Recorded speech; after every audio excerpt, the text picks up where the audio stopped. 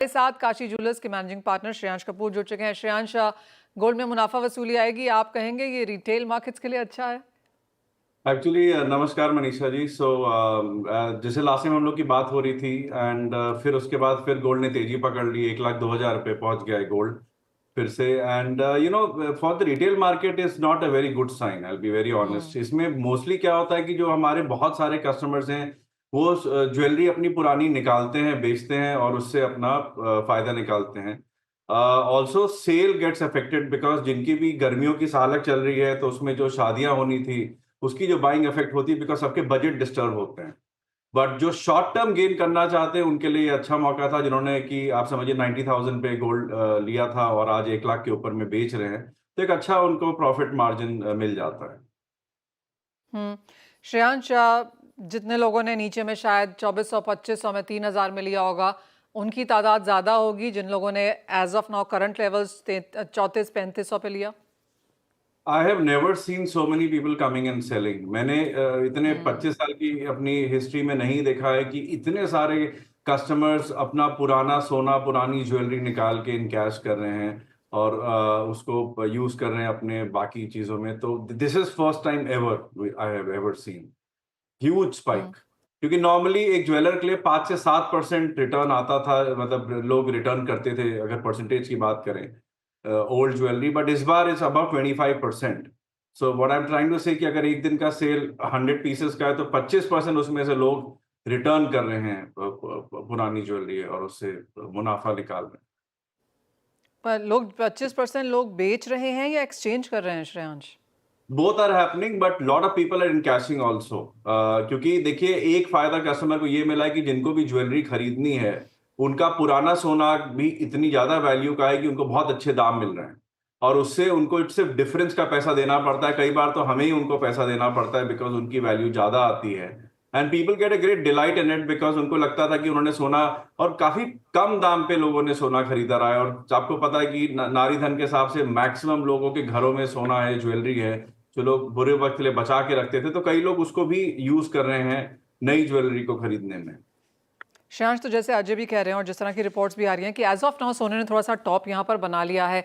अगर प्राइसेस नीचे यहाँ पर गिरते हैं, 24 कैरेट का तो अभी भी फिलहाल लाख रुपया ही है, लेकिन 22 कैरेट ऑफकोर्स 97-98,000 पे है।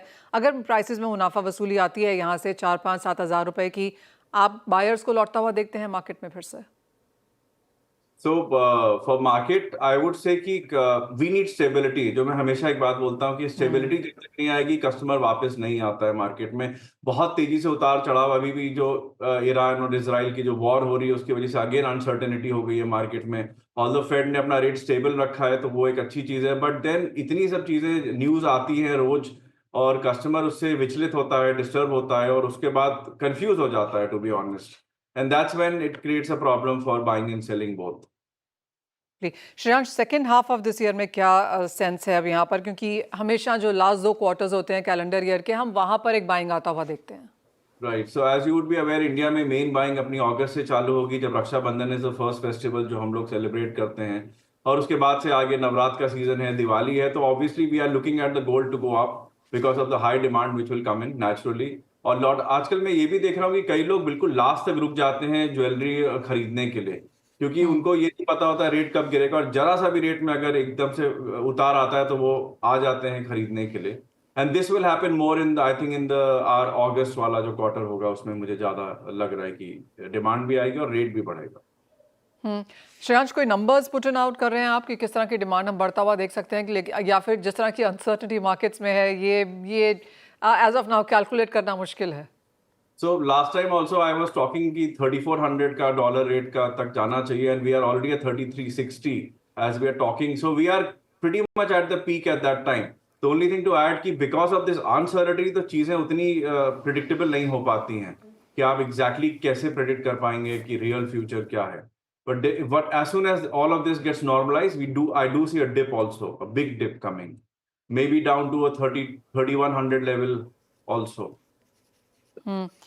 तो लोग जो अभी यहाँ पर खरीद रहे हैं, जैसे आपने कहा 100 में से 25 बेच रहे हैं, एक्सचेंज कर रहे हैं, जो लोग खरीद भी रहे हैं वो क्या ले रहे हैं? जो लोग हाँ, एक बड़ा इंटरेस्टिंग चीज ये रही कि लोगों का रुझान दो और प्रेशियस मेटल्स में हुआ है। प्लैटिनम का रेट बेटर हो गया है, लोग कुछ प्लैटिनम की ज्वेलरी खरीद रहे हैं।